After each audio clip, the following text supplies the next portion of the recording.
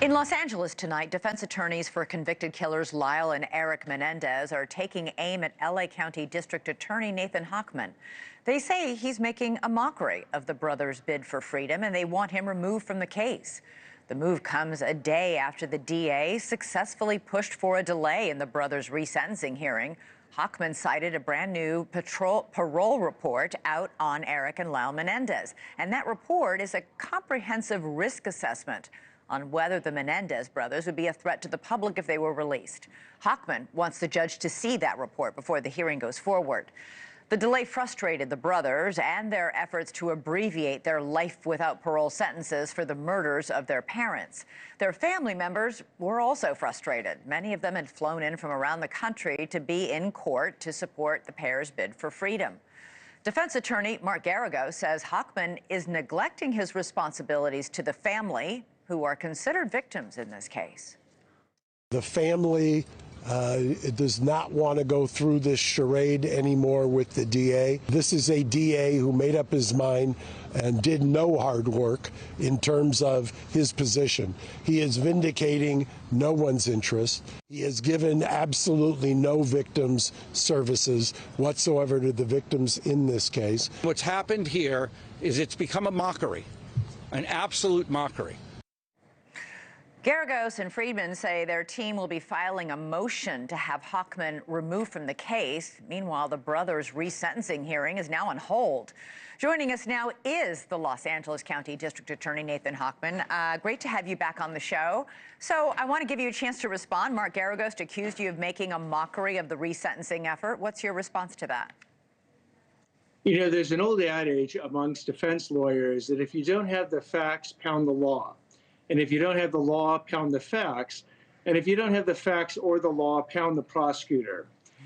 We have done the opposite of making a mockery. We've actually taken this incredibly seriously. And we've done the hard work. We've looked through over 50,000 pages of trial transcripts, thousands of pages of prison records, hundreds of hours of videotaped trial testimony. I spent over 3 hours with the Menendez family members, which is more time than any DA has spent with the family members in 35 years. I've spoken to defense counsel, police investigators, prior prosecutors, and then submitted an 87-page detailed position that went through all the facts of this case, all the law of the case.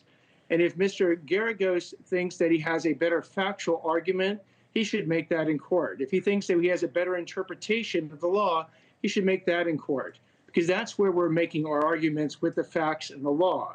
The fact that he then wants to attack me instead of dealing with the facts and the law of the very case that he's been hired to deal with shows that he has issues with his own facts and with his own law as to whether or not, I guess, he believes he can win this case. Garagos he's trying to have you removed from the case now. He thinks you have a personal bias against the brothers. Nothing could be further from the truth. I basically, and what the evidence that I don't have a bias is that we have put in both facts that are favorable and unfavorable to our ultimate position. But our ultimate position is that with respect to resentencing, the answer is not no, it's not yet. When and hopefully if the Menendez brothers fully and completely accept responsibility for all the lies they told, including their self-defense defense, which we have shown was a concocted story, their lies about their father being a violent rapist of one of Lyle Menendez's girlfriends, another lie that their mother would try to poison the family, a lie that was also exposed. When the Menendez brothers fully accept responsibility for all their criminal conduct, deceit, lies, and cover-up, then we have said that the judge should reconsider at that point whether or not they've been truly rehabilitated, but we're not there yet. Thanks so much for watching. Go to joinnn.com to find NewsNation on your television provider. And don't forget to click the red subscribe button below to get more of NewsNation's fact-driven, unbiased coverage.